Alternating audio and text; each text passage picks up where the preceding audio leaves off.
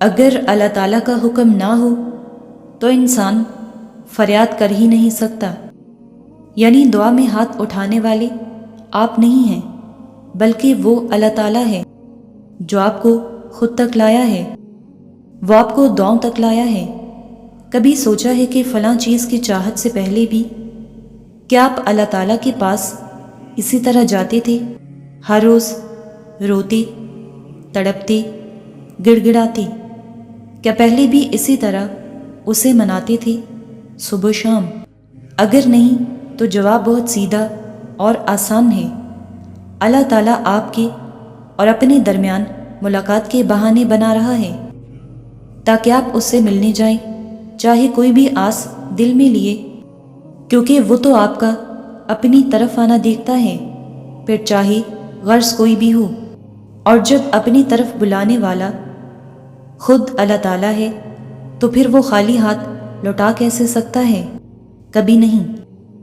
اللہ تعالیٰ سے زیادہ مہمان نواز بھی بھلا کوئی اور ہو سکتا ہے، جو بلاوا بھی بھیجتا ہے اور پھر مانگے جانے پر نوازتا بھی خوب ہے۔ اس کی ہر ادا کی طرح محبت کی ادا سب سے نرالی ہے۔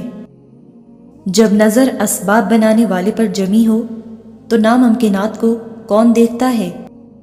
دل تو جانتے ہیں کہ اللہ تعالیٰ کل کائنات کا بادشاہ ہے، اسباب بنانا تو اس کے لیے بڑا آسان ہے، اور پھر دلوں کا تو اس سے ڈائریکٹ کنیکشن ہے۔ دل اللہ تعالیٰ کو منا ہی لیتے ہیں۔ جو رب تمہیں دعاؤں تک لے آیا ہے وہ نصیب میں گنجائش بنا بھی سکتا ہے۔ وہ جو دن پر رات کو طاری کرتا ہے وہ اندھیروں میں روشنی دکھا بھی سکتا ہے۔ وقت بھی اسی کے حکم سے چلتا ہے اور وہ وقت مسافت گھٹا بھی سکتا ہے۔ چاہے فرش پر تمام دروازے بند کر دیے جائیں، وہ عرش سے مدد بھجوا بھی سکتا ہے۔ وہ جو سمندروں سے راستے بنا دیا کرتا ہے وہ تمہاری راہ میں حائل رکاوٹیں ہٹا بھی سکتا ہے۔ آزمائش تو اس تک لے جانے کا ذریعہ ہے۔ وہ صبر پہ مان جانے والوں کو شکر میں رلا بھی سکتا ہے۔ اصل بات تو تمہاری تڑپ کی ہے، ورنہ جو تہجد تک لے آئے وہ معجزے دکھا بھی سکتا ہے۔ یہ اللہ تعالیٰ کا احسان ہی تو ہے کہ وہ سجدوں میں بہتے ہوئے آنسوں اور یقین سے کی گئی فریادوں کو کبھی رائگاں نہیں جانے دیتا۔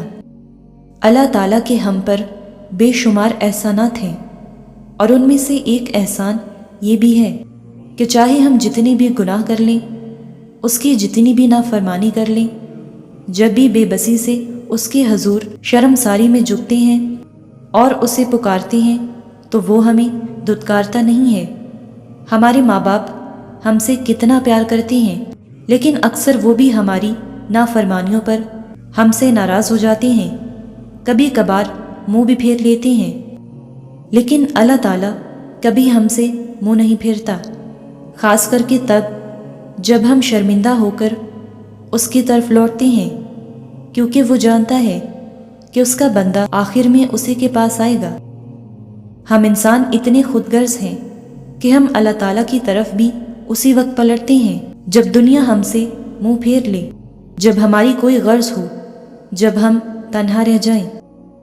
لیکن اللہ تعالیٰ سب جانتے ہوئے بھی ہمیں واپس نہیں لوٹاتا، بلکہ وہ تو استقبال کرتا ہے، اور ایسا استقبال اس کی طرح کوئی کر ہی نہیں سکتا، کیونکہ اللہ سے زیادہ کوئی کسی سے محبت کر ہی نہیں سکتا۔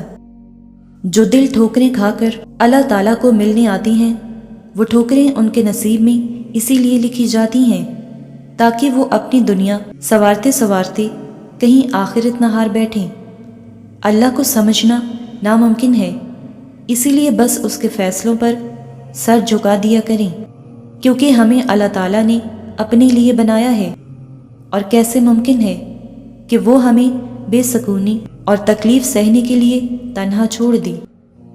اپنی مشکلات، آزمائشوں، خواہشات اور ناممکن حالات کو بتا دی کہ آپ کا اللہ تعالیٰ سب سے بڑا ہے، اس کی دسترس میں سارے جہان ہیں، اور اس کا ایک کن پوری کائنات کو ہلا کر رکھ سکتا ہے۔ تو پھر کیا ممکن اور کیا ناممکن، سب کچھ صرف آپ کی دعا کے فاصلے پر ہے۔